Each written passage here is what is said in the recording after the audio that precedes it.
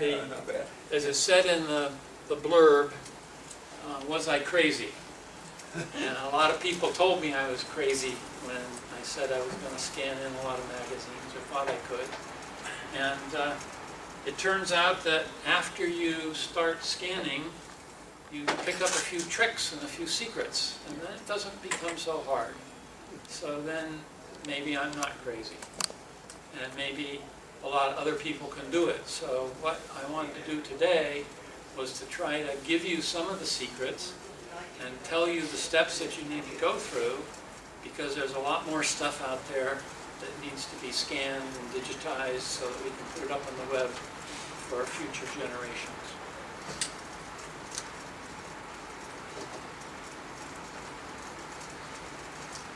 So this is just a little bit of what I did. The 1,566 magazines, some I tore apart, some I folded over the pages. It depended on how thick the magazine was and so forth. But today I'm going to go through why did I do it, how did I do it, how could you access this information now that it's all out there, could you digitize information in your own areas, and also indicate a little bit about what I think there's left to scan that we really need to do. I started calling in '58, and back in '58 there wasn't a lot of place to get information about calling. You used to go out to a dance and a caller would call something, and if you liked it, you wrote it down in your little black book, and everybody had the little black books, as you know. But Sets in Order was a place where you could get caller information. They always had that caller section. So I just doted on getting the next issue of SIO. And, but then, after about 10 years of issues, I was doing other things, the family was growing, and so I needed space. And I got rid of 10 years worth. And then later, I needed that information back again, and so I started buying issues off of eBay, which was very expensive. And Google was digitizing magazines, and I said, we need to digitize SIO. And where Jim has gone through and given you the condensed version of the history, the SIO magazines give you a lot more of the detail if you really want to get into it. And when I was in college, I used to sit in the stacks in the library, and I didn't read the book about the Civil War, that much. I went through the newspapers, and you get the real story of the Civil War. So you go through Sets in Order, American Square Dance, American Dance Circle, you get the real story of what went on, or you can read the condensed version that Jim has put together. Yeah. Now, let's see if we can go. All right, so, you have a comment? Just do both. Yeah, right, yeah, oh yeah. Well, hopefully you'll read Jim's first, and then that will get you into the background. But, so what do? First you need to gather some magazines, and I had been at the Caller Lab in 2006 in Charlotte, and had known Cal Campbell. We had emailed back and forth about some of his dances, and we were talking about what ought to be done, and I said, Sets in Order ought to be digitized. And he said, well, he had promised Bob Osgood that he would make Sets in Order available to people, and at the time they were thinking of library.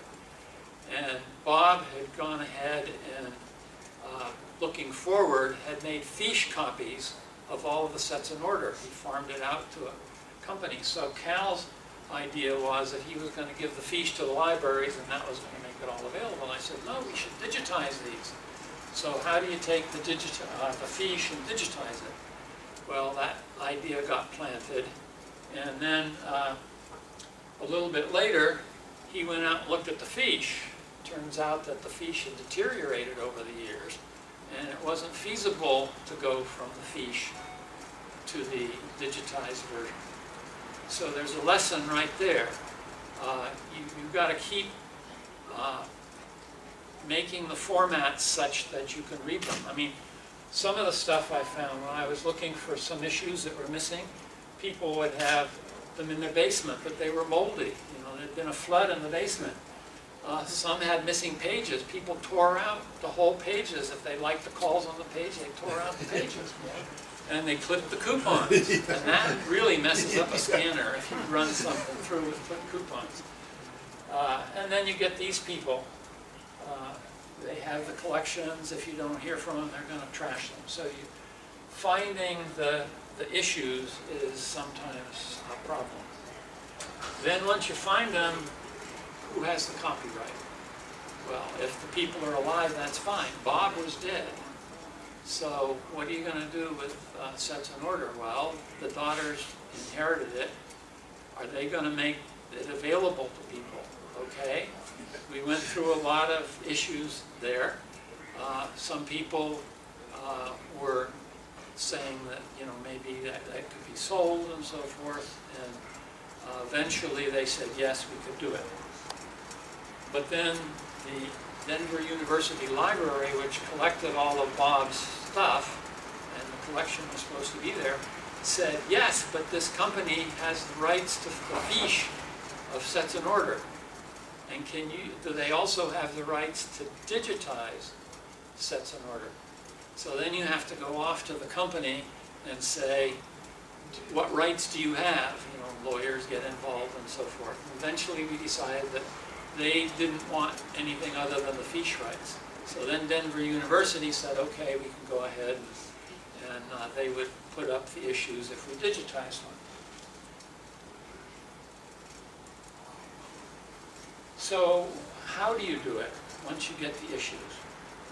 You need a scanner. I had a Canon, and later on when the Sets in Order were all set format and fit in my scanner. The American Square Dance format was all over the place. Small, big, and so I had to get another scanner to do those. The Nuance software, I found that to be very helpful. They have a version that will help you scan it in, and then it will help you create the PDF. It will help you create the OCR version of the PDF file.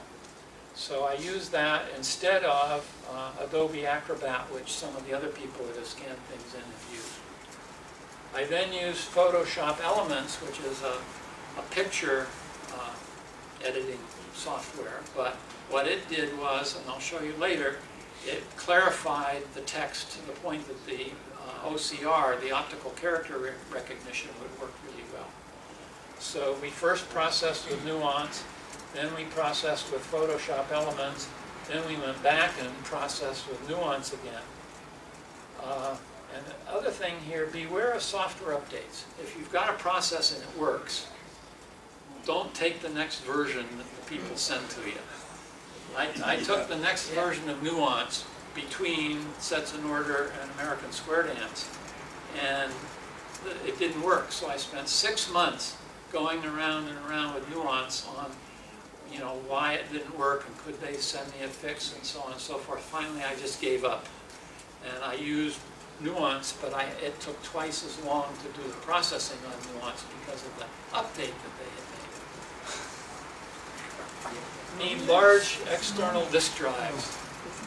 The libraries want the original copies of things, and so you can't just send them the condensed final version. You have to send them all the pages. And so I actually delivered to the University of New Hampshire on a portable drive. I just mailed it up to them, and they read it into their system.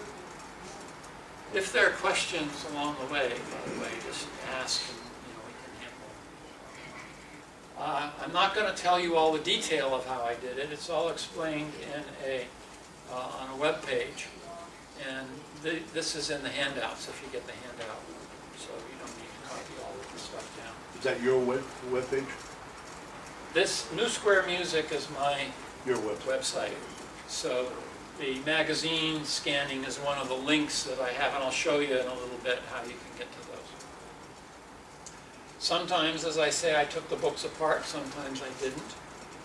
If you pull out the staples and you scan in the pages, you get 2 pages on one scan, and then you have to worry about splitting those up and so forth. Mm-hmm. Color. The librarians wanted everything done in color. Black and white, you gotta have it in color. But the color takes more space to save, takes longer to scan, and the OCR is worse on if you have black and white and color than if you just have grayscale. So I did all the bit in grayscale, and only the color pages were done in color, which makes it a little bit harder because you have to stop scanning a group and The format, University of New Hampshire wanted 400 DPI. If you get higher than 300, you start seeing the little specks on the paper. It's not worth it. If you go less than 300, if you go down to 200, you don't get the clarity. So 300 is what artists use and what most people use. And so that's what I did. Did you talk UNH out of it? No, actually I did their stuff at 400, and you know what happened. Yeah. It's not as good as the SIO stuff. So a whole bunch of things came together at once when I started this. Originally, the optical character recognition was you put in a page and it came back out and you had a page that you could look at, but all the words weren't right because the character recognition was wrong. So what they came out with was a scheme of having a leading page, which is a picture of the page, like a JPEG picture, like you took it with a camera. Behind it, they have a backing page, which you never see unless you go looking for it, which is what the character recognizer came up with. So when you do a search on the document, they're not looking at what you see, they're looking at what the optical character recognition sees. And so if you don't make sure both of those are good, you're in trouble. But before that, you didn't have the capability of having these two things, and they've synced the front page with the backing page so that if you highlight something here, it will actually show you what's on the backing page as a text. And so that came out. They came out with this MRC encoding, which is a special kind of encoding the page where if you have pictures and you have text, they break the page up into picture parts and text parts. And it makes it come down to the computer very quickly. It's a higher encoding. And Adobe Acrobat 10 was the only viewer that would view it at the time we started this. And as far as I know, the software that I use, the Nuance program, is one of the few inexpensive programs that will code the MRC, so you can get a really tight encoded version. So that all came together and made this possible. So you get into a problem of what does the web want? You want fast downtimes, downloads. The library, they want detail. They want color for the black and white. They want a PNG format because it was less compressed than the JPEG format. So we got into all kinds of arguments going back and forth with the University of New Hampshire on that. But the bottom line is JPEG, MRC, and that's the way to go. And if the library doesn't want to show it, then we'll find a different library. Okay. Once you get it down, how do you index it so people can find it quickly? Well, of course, Google is a way. But if you want to go in for a certain year or something like that, you need an index. Or maybe if you're looking for a particular dance and somebody's indexed it by dance, you want different ways to go in. So you need to think about how you're going to actually index it for the web. And my goal was to get the information out to everybody, not just somebody looking in the stacks of a library or somebody who would look in the past look through a fiche machine. So here's a couple of details to look forward to. I used the document feeder. You talk to a librarian, never use a document feeder. Well, they have students who they pay small amounts to who just stand there and do this stuff. Well, okay. But if you're scanning it, use the feeder. I used custom settings. I diddled a little bit first to see what gave me the best. 300 DPI, grayscale. Those are the key things you're looking for on your scanner software. On the Epson, here's the 300 and the grayscale. But down here, they have something for magazines. So, you know, when a magazine is printed, it's really not solid black ink, it's dots. And for solid black, they put the dots closer together, but it's dots. And if you crank the resolution way up, you're going to see the spaces between the dots, for example, which you don't need. So there's something called descreening, where they sort of back off and look at it a little bit, and then they scan it in, but then they have to blur it back together to get the solid black. So you may get some kinds of issues there, depending on the scanner that you have. Here's the page splitting that is available in the Nuance software. See, here's a front and a back page. If you scan in, if you open the book up and you scan it in, you get the front and the back together. So in order to put the book back together, you have to split these pages. And what the Nuance software allows you to do is you just draw a box around one of the pages, and it'll go through and do the whole book, just take all those off and make them into individual JPEGs. Then you move the box over and you do all those sides. And then you have the flip pages, and so you do the same thing on those. Then, of course, the problem is putting them back together again. So I wrote some software, and it's all explained in that link I gave you on how you paste the stuff back together again, how to do that. But I'm not going to go through the details of that. This is what I do with my very time consuming. Here's the Photoshop that I use. Photoshop has a way to take all of the pictures, and essentially after you scan them in, what you have is a picture of that page. So in Photoshop, you say, take all of the pictures here and do this processing, which is the auto contrast, and create a new file which has all of the pages but with more contrast. And by the way, make it maximum quality, so you don't want to compress the files. So that's how you would post-process all of the pictures of the pages. Okay, now, once you have the pictures of all of the pages, you have to make them searchable. So now we're talking about the backing file. And you did each of these for each of the pages in each of the magazines? So this was the process that we went through for all of them, yeah. What I would do, I had two computers running, and I would be scanning in over here, and then I'd be post-processing over here with the Nuance and the Photoshop, and putting it back together and so forth. So I'd usually do about 3 or 4 an hour magazines, and going back and forth between the two machines, desktop machines. So making the magazines searchable, if you just make a PDF file, they're not necessarily searchable. You actually have to go through and add that backing page that I talked about.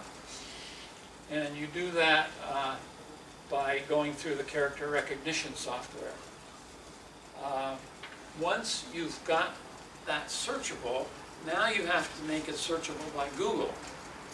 And a lot of like the library and some of the places like that will have some code like this. This, I think, is actually from one of John's sites. But what it basically says is, do some processing here, but it doesn't say it's a PDF file that you're going to get when you're through. And key is that you need to have the link be something with a .pdf on the end. And when it's a .pdf on the end, then the search engines will go through and say, oh, that's a PDF file. I can link to that. I can look at the backing page. I can do things like that. So, you know, depending on how you do that. Now, I think actually Google will look at this and probably say, well, what did I get when I ran that link? But you've got to be careful because some of the search engines won't do that, and then your information won't be found. Now here's the front page and the backing page. So up at the top, this is what you would see if you were looking at your computer screen. So you can see it says Ray and Claire Anderson. So this is the backing page. says Ray and Claire Anderson. The story of Ray and Claire Anderson is much the SARN. Now, why did it say SARN? Well, here's S-A-M-E, and it looked at that M, and it said that's an R and an N. Okay, so now, if you were searching on this page and you were looking for the word sane, it wouldn't find it because the backing page said it's SARN. But it would find Andy and Claire Anderson, the story of Ray and Claire Anderson, etc. So you'd be able to find that. Now here's another case where a not-so-good OCR was used. So here it says, in November 1968, and down here it says, earth, or m. You know, you wouldn't find any of those words if you were searching that document because the backing page doesn't have it. And so when you're doing your OCR, you have to always look at that backing page and make sure that the backing page is going to reflect what the eye sees, because the computer just knows what's in the backing page. Everybody follow that? That's a kind of a hard concept. Yes. Apologies for coming late, but I gather what you're saying. I've always been afraid to OCR things because they don't have time to proofread them. Okay. But you're saying a back page that's not visible, but It's made automatically now, yeah. Okay. That was a key point. that searching can look at 99% of it and doesn't care about typos, will get you closer, and yet the full original page is there in PDF. Yeah, so Love it. if you find one thing on a page, there might be another one that the OCR didn't find, and you can find that. And how do you get access to that backing page? Ah, okay, good point. Yeah, So what created it in the first place? I missed Oh, that. you run through OCR software.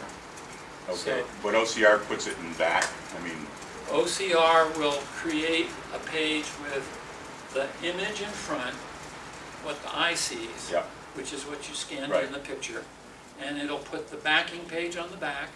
And not only that, it takes the, if you use MRC encoding, it takes the image that you see, breaks it up into text and pictures, and codes it so is really tightly, so it'll come down fast, and then it pieces together the picture on the other end, and the backing file is there also. again, apologies for being late, but is that a specific piece of software that does scanning and Well, OCR? I use, Or will most OCR apps do that now? you have to check, Okay. but I use the Nuance one, which doesn't work on a Mac, by the way. It doesn't create the MRC. And I don't work on Windows, so, Yeah, okay. but, it will do some things, but it won't do the MRC encoding. The MRC encoding, they use something within Windows, and Apple doesn't have that capability. So the Nuance software works on an Apple, but it doesn't do all the detail. Okay. Let's see. Okay, so after you've done all of this, you need to have quality control. And turns out that Cal and Jim were really good quality control. What I would do is I'd scan some issues in, I'd put them up on my website and tell them they're there, and then they would go out and look at them and see if there were any problems and tell me if there were any problems, and then I'd fix them. So what are you looking for? You're looking to see that all of the pages are there. Sometimes pages would stick together. You've got to check to see that they're in the right order. Sometimes my software would put them in a slightly different order if I didn't do it correctly, and after you do several magazines back and forth between two machines, you're going batty. You want to check that that's searchable. You want to check the download speed. In other words, have you put up the most condensed version, or you put up some other version? And as I say, have help. Don't try to do it yourself. And then when the libraries put it up, you got to check it all over again, because even though they take your file, they may put one date here but put the wrong file behind that date. And there's still a problem in DU where there's one issue that they haven't gotten right yet, we're working on trying to get that right. Okay, so how do you access the magazines now that it's all out there? The Sets in Order is at Denver University, and there's two links I've put here. The top link is an index that I made, and that index works pretty well. The second one here is their index, which doesn't work so well. The American Square Dance is at the University of New Hampshire, and again, I have an index to their issues, and they have an index to their issues. Question? Okay, special collections is spelled with 2 L's, because on page 11 you've got 1 L. I just want to make sure that works. Special collections. Well, let's see if the... Because back on page 11 you have 1 L, and I just thought maybe, Oh, okay. but, you know, I just thought maybe because somebody else had special collections. Yeah, let's see if we can actually get this up. Okay, so that's what you get. They have number 1, second thing in the index, number 10, number 11, 12, so on and so forth. And if you keep going, it's kind of jumbled up. It's not in order the way you'd like it. The way the computer says numbers. So, Well, it's the way they put the numbers on. Yeah, we should have had 0, 1 instead of 1. And that Or I- Well, it's worse. Actually, it really needs 3 digits to work properly. Yeah, if you've got more than 99 issues, yeah. they did it, they assigned other numbers to them, Oh, and those other numbers were out of order because, again, they had different students doing Right. different things, and then when they put it together, it didn't mesh. And then they said, oh dear, we'll have to do it all over again or assign them new numbers, and they didn't want to do that. So, that's why I created the, let's see, I'll just show you. So this is my site, and so this is my index to, so you can see I've put year, perfect. month, Yeah. cover, in case you recognize the cover, it gives you some idea of what it's doing. And you click on one of those. Let's see. So up pops the PDF. How fast does it come down? This is real time through the Right. through the hotel network. This is a site that you maintain, that you aren't referring to. I maintain that index. You aren't, with the Oh, back, No. does that go to them? it points to them for the issues. Ah. They are housing the issues. I just The issue created is an there. index. All you did is find a route to it. Yeah, now, see, this is interesting. If you Yeah. want to create your own index, like Cal Campbell had issues on modules, for example, or you want to go through and you want to, Bob had a lot of pictures on how to do different calls. Somebody could make an index to that and then make it this way, except instead of years, it'd be call name, call name, call name, and this is where it would be first introduced into the Barry's history. doing some of that with the knowledge base that he was talking about. Yeah. Into some of Color Lab sites, citation direction or whatever, the Yeah, audio so, recordings of you know, sessions. there's a He's lot of doing work that could be so. done in that area for somebody who has interest in that. So let's see, somewhere that came up, but I'm not going to do that right now because I want to finish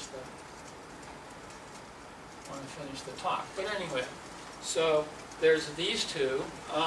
You can also buy the DVDs, and the Lloyd Shaw Foundation, which got heir to all of Bob's stuff, said they would make that available, and of course Color Lab is now selling Yeah. the DVDs, and you can buy it for $20 next door. Yeah. So, and what's the advantage of that? The advantage of that is it's really fast to scan, and I'll You show can you. put it in your computer. Yep. Yeah, I mean, you can download each one if you want. This is some other stuff I did, the Grand Square, well, the American Dance Circle is, of course, Lloyd Shaw Foundation. The Grand Square is our Northern New Jersey Association one. This is the one I first cut my teeth on. Use Adobe Reader 10, most people have that now, and that handles the MRC encoding. And let's see. Oh, okay. Here's some stuff in Florida where they have the magazines, but you can't search them. He did it before the capability was there. And there's, of course, Google search is the first thing. And if you're using Google to search, you might get a ton of stuff. If you want to narrow it down to Sets in Order or American Square Dance, put in either the university name, if you know where they are, or the Sets in Order magazine name and quote, and then it'll give you just those magazines. And not all issues are shown. Google, for some reason, isn't showing everything these days. They used to have a thing where they'd show you some, and then you could check a little box off to the side and then show you all the rest. But apparently they're not doing that anymore. But you can also go to the host site and put a search in at that site. Like the Grand Squares, the Northern New Jersey Association has a special search for their magazines, and you can go there and search all the magazines quickly, and you don't get all the other garbage that Google would give you. So Acrobat Reader, if you've got Acrobat Reader, which you probably do if you're looking at PDFs, and you have all of the magazines in one directory, you can do a directory search, which is what I hear. All PDF documents in the American Squares Final Copies directory, and I'm looking for the words Gypsy Feet. And it goes through and it gives you, here's the kind of thing you get back. It gives you each one, and it tells you a little bit about it and what the year and so on. And then I got interested in, okay, how does that compare to some other lists that we have, for example? If you scan through American Square Dance, you find this many references to Gypsy Feet. If you go to Vic Cedar's site, he has these that are X'd off, but not the others. If you go to the University of New Hampshire, which has the ASD. SDFNE collection list, Gypsy Feet's not there at all. Do Sa Do. Okay, now as a history committee, you may have noticed that Do Sa Do's list now has only the music that they sell, and it doesn't say out of print, which the old list used to say. So you used to be able to see a list of all the records, at least that they had at one time. Now they just have this one reference to Gypsy Feet, which is the latest one. Google managed to find this many. This was not applicable because that issue of American Square Dance wasn't online yet. So you get an idea of what you can find in various sources, but I think we really do need to do something about a record index of, who called, when, just for the history of it. Okay, other Square Dance publications, John has done some. The Northeast Square Dancer, courtesy of Ed Pat and John. Northern Junket, that was the earliest done, and I don't know who did that or how Jim made it. UNH did it, I don't know who there, but it was done at UNH. Oh, okay. The collection was given to UNH and they digitized They it. did it, okay. And New England Caller, again, Johnny did that. Let's see. Here's the king of scanning, Bruce Morgan, down in Florida. He has scanned, where's the total? 2,400 of the Florida publications. And here's a list of what he has. And he used a Brother two-sided scanner. So and Johnny used a two-sided scanner too eventually, where instead of scanning one half of the page or one side of the page, it does both at the same time. So What did you use, John? It was a Canon MX 722, I think. Yeah, we've got a- it's in the notes. Oh, okay, 'cause we've got like a scan, snap, scan, whatever at home that I use for old photos and stuff, and it works really well. Yeah, this would scan, and then the page would go back in, and it would scan the other side. and Yeah, no, go. this one is a Turns feed them over. through and just does both really fast. On Barry. both sides, oh. Like there you his board book, for instance, when he gets the board book, he can just put it in a hopper and the whole thing's fed through, scan both sides as a PDF, as a searchable go. PDF. Difference in about probably is 2 that the minutes. scanner I'm talking about costs $100. Yours probably cost, that's a multi-function It for, was, ours is a way back generation, Oh, but okay. it was probably only a couple of hundred. okay. Yeah, it wasn't bad, and we're thrilled with it, yeah. for the- I'd be happy to find out which one you used. I'll have to get your card and email you, because I couldn't tell you here. Wagner, when you're scanning, you have to take the pages out of the magazine and put them in, or does it, I don't think anything about It depends on how big the magazine is. Most of them, I pulled out the staples, got all the pages separated, and ran them, and then stapled the book back together. Which you need a big stapler for. Right, and if it was Yeah. bound though, you'd have to use a flatbed scanner, and that really would slow you down Yeah, if you were gonna do that.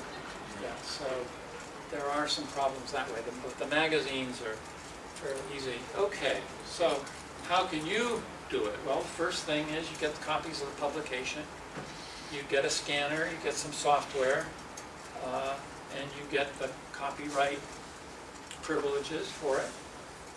You scan it in, and then you publish it. So that's hopefully all the details in there. What's left to scan?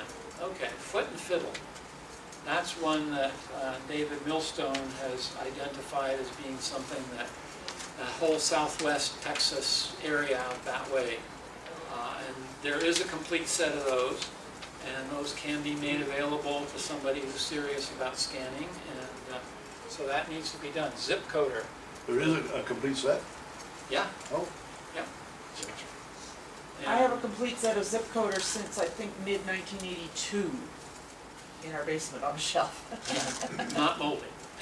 Not as far as I know, I haven't looked at them lately. No, because we had, when Mike Jacobs passed away, we pulled back an old issue to get an interview and we found it. It was like 83 or 84 and it was fine. Now that's a number of years ago, but still. I yeah, think we there have is a those. complete set of this available from the lady who was the publisher before the recent people. Yes, and we know I don't know who that Phyllis is. Thompson and, name slips me at the moment. but I know them. Hmm? Money roller? No, they were never, I don't think they might have been involved, but they weren't, no. Anyway. Yeah, they approached me a few years ago and said they had a complete set Mhm. and they would like it scanned, and I was all scanned out at that point, so I said no. But it's there, we can probably put the right people together to get it if somebody's interested in Would they doing have that. given it to Dave Knapp, you think, the current publisher? I don't know. I don't think so. Yeah, okay. Something like that. It sounded like they had come to a point where, a transition point, and Right. they wanted it up to that point and felt that that was history that needed to be Yeah, well, like I say, recorded and saved. I've got because it I think it really is. since '82, and I don't remember exactly when it started, so UNH has a lot of it. So, Yeah. I think we could piece that together if somebody was interested in the challenge. I'm not a challenge caller, so that wasn't of interest to me at the point. But apparently this is very prolific and there's a lot of good stuff in There it. is, I mean, I'm a challenge dancer, and Barry, my husband, is a challenge caller and has been for 32 years, and You're the so, ones to do it. hmm? You're the ones to do it. Yeah, and Yeah, so, that'd be great. yeah.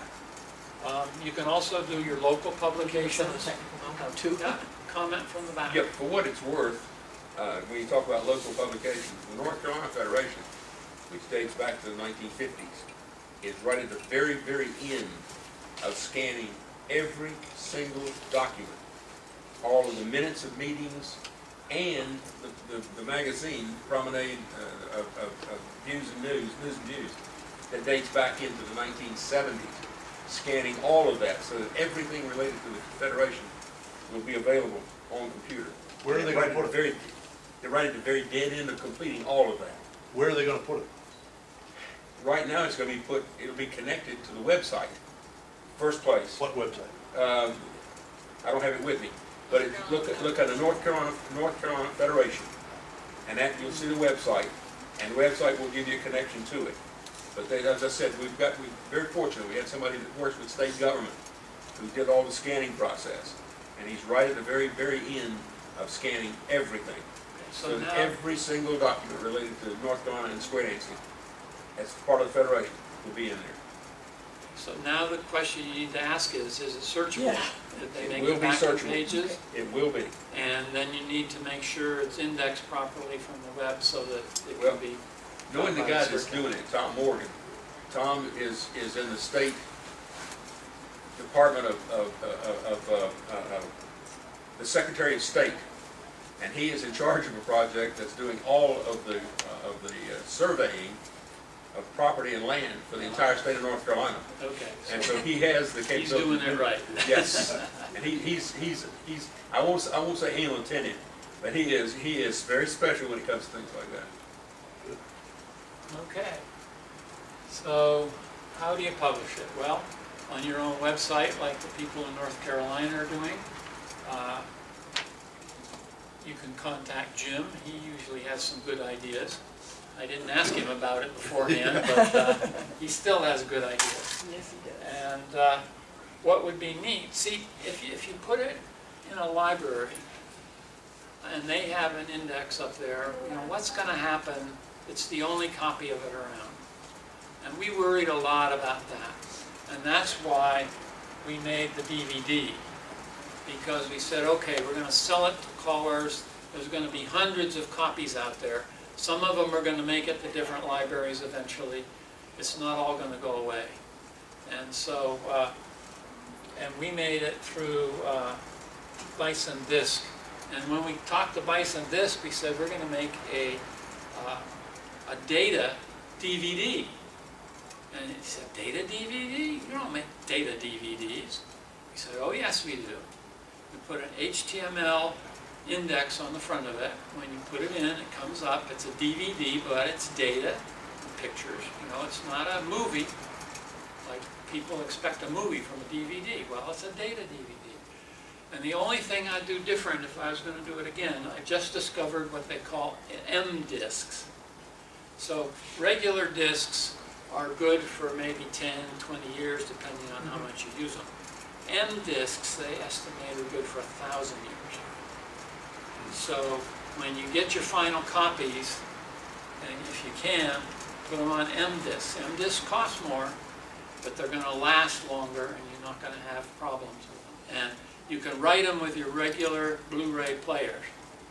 The Blu-ray, there's like one Blu-ray player that they're selling nowadays for home use, and it can write M discs, and it can be read by any DVD player. So put them on But M you've discs. done this for Sets in Order, but American Square Dance is not yet on a DVD, right? Right. Yeah. Hopefully, we would find people who would be interested in putting American Square Dance on DVD. What's it take to do that? I don't know. I mean, Bob Tomlinson did it for Lloyd Shaw for the SIO. But I think it was Cal talking with Bob. It needs to be an organization that's Well, I'm interested wondering in if Square Dance Foundation of New England could arrange for that somehow. the Square Dance Foundation of New England could arrange for it. Collar Lab could arrange for it. We know how to do it. Well, We've New done England it has the once. copyright, actually, Bill Boyd gave us. Bill Boyd gave the copyright. I mean, Bill might be interested in Could be. something like that. I mean, Okay. right now, the American Square Dance is a few years behind because there was a 5-year limit that we had to stay back from real time. We've gone So- through 2014. Yeah, so we have the issues out there. We can put those out. We haven't scanned in the new stuff. The new stuff is processed differently by the producers. Bill actually has software that creates these files, and he doesn't come up with a PDF file. He comes up with things that printers use. Yeah, question. Kind of the Blu-ray writer you're talking about, that would be a hardware you would buy to plug in USB into a Windows 10 computer? Or, Yep. And then Yep. it would write on this M disc, and where are they available? Well, Is that something you can buy at Staples or Best Buy? I've never heard of them, the M disc. Yeah, the M discs, Well, discs are hard to find at Staples and Best Buy now anyway. The, you Oh, know, there's no discs are going DVDs. away, SD cards are coming in. Yeah, yeah, I know. Yeah, And so, you can go on Amazon Amazon, and okay. look for them. They come in, regular 4 gigabyte, and then all the way up to 100 gigabyte. Oh, well, one disc? One disc, Up to 100 100 gigabyte, gig, but it's expensive. Yeah, and they're stating that it would probably last 1,000 years? People don't know how long it'll last, but they're estimating it 1,000 Okay, years. thank you. Expensive how, like hundreds or thousands? I mean, you said? No, Yeah. the- Dollars. the How cost. much Oh, money? dollars, oh. Let's see, I think it's like $62 for maybe a 50 gig. Okay. That's the way, yeah. Single disc or pack, multi-disc? I think those are like single discs. You have to look. I've forgotten the exact details. I bought 25 of them in a case, and I took all my family pictures, DVDs, and put them all out on the M discs. And what do you write them with? Write them with this Blu-ray You player, gotta buy the special player. Okay. which is, yeah, and the Blu-ray player says right on it, M disc, but M disc didn't resonate with me until just recently when I was saying, I gotta save my family pictures. And, But it can be viewed on any DVD player. but I've used it in many different DVD players, and I mean, what about putting them, I mean, you can buy a terabyte, you know, thumb drive these days. yeah, but those, Quality. no, the quality's Last. fine, but they don't last, Last, yeah. because some little part's gonna break in there, and Yeah. what do you do, take it apart and fix it Yeah. apart? No. Yeah, So, that's- by having this M Yeah. disc, It'll last. and we're gonna have DVD players for quite a while, and at some point, we'll have to update to a But listen to that cost, you could buy 4 of those terabyte drives, and when one goes, well, yeah, but if you don't, but you gotta have it on 4. Right, When one goes, you buy another one, put it on that Yeah. one immediately, you should Exactly. always have 4. right, yeah. yeah. So Well, at least that's- 2, anyway. That's Yeah. the thing, you know, how do we save the history for today? Right now, What I've got everything on format? 2. That's the question. Yeah, And you if back something up should go wrong on everything. one of them, I buy another one immediately and put Yeah. it back on that one. Back up everything, absolutely. Yeah. So, I got a question. Question here, Gardner. okay. You were Yes. mentioning scanning recent issues or 5-year-old issues. Do you have to still scan them, or are they available digitally? Well, this is the thing, it depends on how the publisher creates them. Yeah. The Grand Square, each new one issue is put up as a PDF by the people who created it. Okay, I think that Bill, and you'll have to check with him, last time we got information from him, it was all in pieces that he uses for his publishing software. And what I had to do was I had to scan in like the covers, and then I would paste in the Yeah. pictures, and by the time I got through that, I could have scanned in the magazine. Yeah. B&H Photo has a verbatim M-Disc 100 gigabyte 5-pack with case for $87.99. There you go. So that's a 5-pack, 100 gigs each. So that's not too That's bad. not too bad. For each, 100. Oh, what did I say? That's quite a bit, yeah. Yeah. The DVD is only 4.8. Five and Yeah, seven. Yeah, 100 I was gigs, gonna say, how much did- yeah, I was that's wondering, fine, how yeah. much did you want on there? No, I don't think what he was talking It's about. almost a half a terabyte. Yeah, that's B&H Photo, and they're pretty good right down the feet. And that's, oh, I didn't mention that, but you know, when you get through the process, you've got all the page images, and then you have the PDF files, and then, you know, now you really should back up all of that. Like, University of New Hampshire wanted all of the PNG files for all of the pages, in addition to the combined magazines. So what they once said that they're gonna go through them and they're gonna paste them together, make PDFs So in what- their nice format. Don't hold your breath. Yeah. They're not gonna do it. No, and I mean, they might have a PhD student 50 years from now go through and do some traditional studies, but I don't think so. I mean, the goal is to get the information out to people who will use it, not for a PhD student who's gonna study it 50 years from now. But available online at UNH and DU, Available. are both wonderful Online. access. Yeah. So any other questions? Okay, I can go through and show you some examples if I don't know what time we have. What time is it? Hey, it's nice, it's not even 3:30. I don't Oh, know. no, it's only, I get 15 minutes. I can show you how to look at those backing No, files if you want. You got time.